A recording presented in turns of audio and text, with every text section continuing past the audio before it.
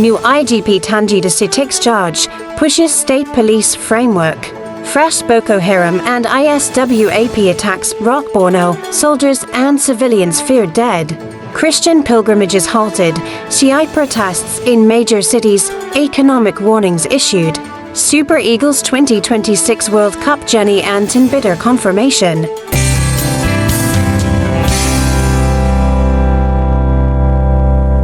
Leading today's political developments, the new Inspector General of Police, Mr. Olatunji Disu, better known as Tunji Disu, continues to make bold moves since his swearing-in by President Bola Ahmed Tinubu earlier this week. Yesterday, the IGP inaugurated an 8-member high-powered committee dedicated to crafting a full framework and rollout plan for state policing across all 36 states and the FCT. The committee, chaired by renowned criminologist Professor Olu Ogunsekin and featuring veterans like retired CP Emmanuel Ayuku alongside other security and legal experts, has a tight 4-week timeline to deliver actionable recommendations. In his inauguration remarks, IGP Disu emphasized that this is a pivotal step to bolster our internal security, foster genuine community policing, enhance officer welfare, and build greater accountability from the grassroots up. This initiative responds to decades of advocacy by state governors, civil society groups, and federal legislators for devolved policing to better handle local threats like kidnapping, banditry, and communal clashes. Proponents argue it will ease the overstretched federal force, speed up responses in remote areas, and promote tailored solutions. So I set up a committee, 8-man member committee earlier today. Tell us about that committee and what you hope to achieve with it. The committee was set up early this morning to look into the issue of state police from the angle of the Nigerian police. We don't want it to seem as if others are taking decision and we, the most important people concerned, did not do anything. We want to ensure that the best thing is done. State police has come to stay, and the police should be able to contribute their own part in making it succeed. The police are not afraid, jobs are not being taken, it's just an issue of partnership. One of the issues that the police have over the years is the welfare of it. Yet skeptics, including constitutional scholars and opposition voices, caution against dangers such as potential misuse for political vendettas, ethnic favoritism, or weaken national cohesion unless backed by robust federal safeguards and constitutional changes. With the Nigeria Police Council endorsing Disu's leadership and the Tinubu administration signaling strong backing, this could redefine Nigeria's security architecture. In 4 weeks, the committee's report may set the stage for historic reforms. Watch this space closely. Shifting to international politics with direct domestic consequences, the escalating Middle East conflict centered on Iran, the United States, and Israel continues to reverberate strongly in Nigeria. The Nigerian Christian Pilgrim Commission and CPC has issued an immediate and indefinite suspension of all pilgrimages to the Holy Land, covering Israel and the occupied West Bank. Thousands of Nigerian Christians annually visit sacred sites like Jerusalem, Bethlehem, and Nazareth through official and private arrangements. The NCPC cited grave and rapidly worsening security risks from the ongoing hostilities, advising those already in the region to stay vigilant and calling on all to pray for de-escalation and peace. The last 2025 pilgrimage group returned safely just recently, but this halt leaves many pilgrims disappointed, financially strained, and spiritually unsettled.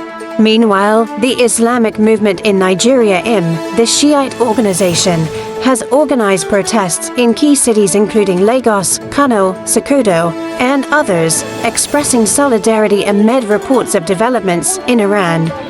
Security agencies are closely monitoring to avert any violence or spillover. Foreign policy experts highlight wider risks. Disruptions to global oil supplies could drive up cooking gas and fuel prices here, straining households already grappling with inflation, while trade and diaspora remittances face uncertainty. As one analyst observed, events in Tehran or the region now translate directly to economic pressures in Port Harcourt markets and worship gatherings nationwide. The federal government is navigating a delicate balance of protecting citizens, maintaining diplomatic ties, and shielding the economy from external shocks.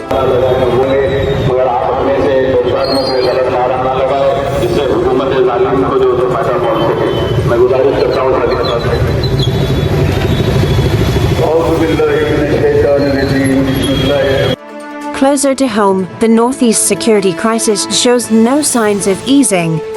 In Borno State, coordinated assaults by Boko Haram and ISWAP militants have left communities and security forces reeling. Senator Oli Ndum has publicly confirmed scores of residents feared killed or abducted in community invasions. Separate but related reports detail at least 14 Nigerian soldiers killed in militant strikes, with higher unconfirmed casualties feared among troops and at DPS after attacks on a military base and an IDP camp. Witnesses described drone-supported and ground operations that were highly organized and brutal, demonstrating the insurgents' resilience despite prolonged military efforts. The defense headquarters is yet to provide a comprehensive official update on casualties or operations, but the incidents mirror earlier 2026 clashes in hotspots like Polka and Mandarajirao. President Tinubu's administration is under growing pressure from legislators, activists, and local leaders to ramp up counter-insurgency measures, boost troop morale and equipment, and explore synergies with emerging decentralized security approaches. Beyond the tragic human cost, these attacks severely limit humanitarian aid, force further displacements, and deepen regional poverty. A prominent security expert remarked on air last night, "Reactive defenses are no longer enough. We require forward-leaning, intelligence-led operations fusing national resources with local insights. The entire country awaits firmer steps to restore peace and stability." As we get this game underway, the Super Eagles playing in green, obviously. Finally, in a story blending sports passion with political accountability, Nigerian football fans are in mourning. FIFA has officially ended the Super Eagles qualification journey for the 2026 World Cup, co-hosted by the United States, Canada, and Mexico. The global body has locked in DR Congo for the intercontinental playoffs, sealing Nigeria's exit after their CAF qualification playoff penalty shootout loss. Despite strong NFF petitions claiming ineligible players on the Congolese roster, FIFA's decision is final and binding.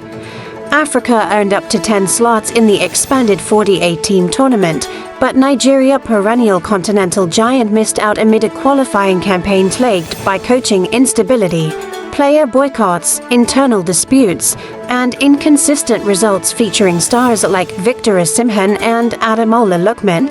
Social media, viewing centers, and streets are filled with heartbreak and frustration, with many pointing fingers at Nigeria Football Federation governance failures. Former NFS chief Amaju Pinnick recently commented that different leadership might have changed the outcome. Demands are surging for comprehensive reforms, improved youth academies, transparent administration, better player management, and real accountability to rebuild the team's global standing. As one passionate Finn summed it up, "The talent is world-class, but the system keeps letting us down. Football unites Nigerians like few other things today. That unity is channeled into urgent calls for change." He's made his decision. He's already in an offside position. This is not going to be allowed, is it? No goal. Yeah. And anyway, we had a bit of excitement. Those are the four major political stories commanding attention today. Cautious optimism in policing reforms, global crisis hitting home, ongoing insurgency battles, and the painful close of a World Cup chapter. The situation evolves rapidly. Stay connected for breaking updates and keep watching the Domestic News on Top Accolade News.